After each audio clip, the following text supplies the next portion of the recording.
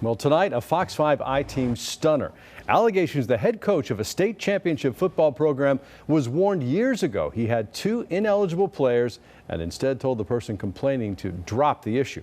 Now, this comes in the wake of a Fox 5 I-Team investigation that found the families of those 2 star players living in Paulding County, yet still sending their sons to Allatoona High School in Cobb. Fox 5 I-Team reporter Randy Travis returns with the latest developments. Randy? Yeah, Russ, the allegations of a cover-up at Allatoona High School come in an email that we discovered after an open records request to Cobb County schools. Did the head coach and athletic director look the other way to get these players into school and avoid future state scrutiny? Our original investigation raised questions about the eligibility of 2 of Allatoona's best players. Senior tailback Russell Halimon, who was hurt in the first round of the playoffs last year. Juanyea Tarver on the stop for the Buccaneers. And senior defensive back Juanyea Tarver, one of the 3 to hoist the state championship trophy when Allatoona beat Glynn Academy to win the 5A title. But we found both seniors in Paulding County, not Cobb. Now, this email obtained by the Fox 5 I-Team suggests the address trickery started when the 2 boys were in middle school, despite what their parents claimed when we tried talking to them in their Paulding County driveways. He stays over with my mother's house. He stays there every night? Every night, sir. So no one's trying to pull a fast one on the county?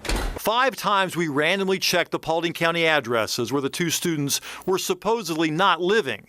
Each time we saw them there, even leaving for school in the morning. We're here in and out, and we've been here for over 4 years. LaShawn Halimon told us they lived in this Cobb County home until last year. But neighbors told us that's not true.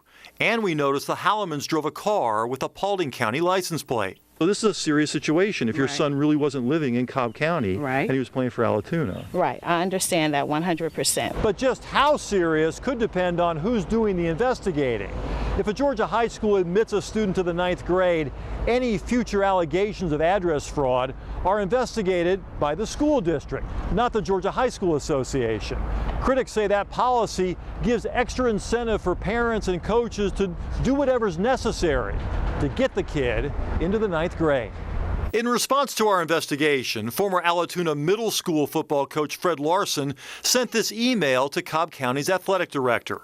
Dated March 24, 2016, Larson says he warned Allatoona's top athletic officials about those Paulding County addresses years ago, when the 2 players were actually in middle school. Cobb County redacted the names of the 2 players, but it's clear Larson is talking about our investigation. The bottom line with the second kid is that their family never lived in the Allatoona district and, like the first kid, live in the North Paulding district. Larson, who declined to comment to the Fox 5 I-Team, also wrote this about Allatoona head football coach Gary Varner. Gary Varner told me to drop it, even after I told him the first kid was illegal. Gary Varner was well aware that the first kid was illegal since the 6th grade, and the entire 2016 class of parents know it as well, but it was swept under the rug. And the former middle school coach ended with this: I don't blame the players, I blame the parents, athletic director Benji Morrell and Gary Varner for covering up the lies for 7 years. Make no mistake about it, they knew. Coach Varner was named Georgia 5A Coach of the Year in 2015. He did not return our call for comment. Neither did anyone in the Cobb County School Administration. But parents of Glynn Academy, the school Allatoona beat in the state championship, are livid. If they knew before they entered the 9th grade, they should be penalized. The title should be vacated. They're cheaters. They cheated. So it's that simple. Craig Entwistle is the father of Glynn Academy's punter.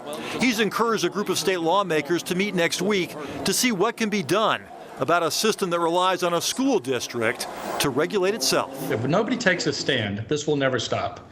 It'll continue every day, next year, the year after, and the next year.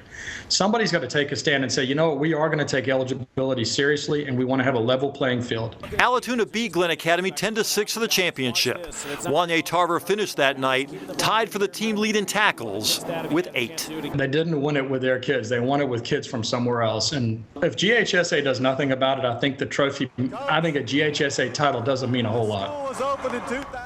Now, we've posted on our website the letter Glynn Academy parents sent GHSA and that email from the former director of the middle school program at Allatoona.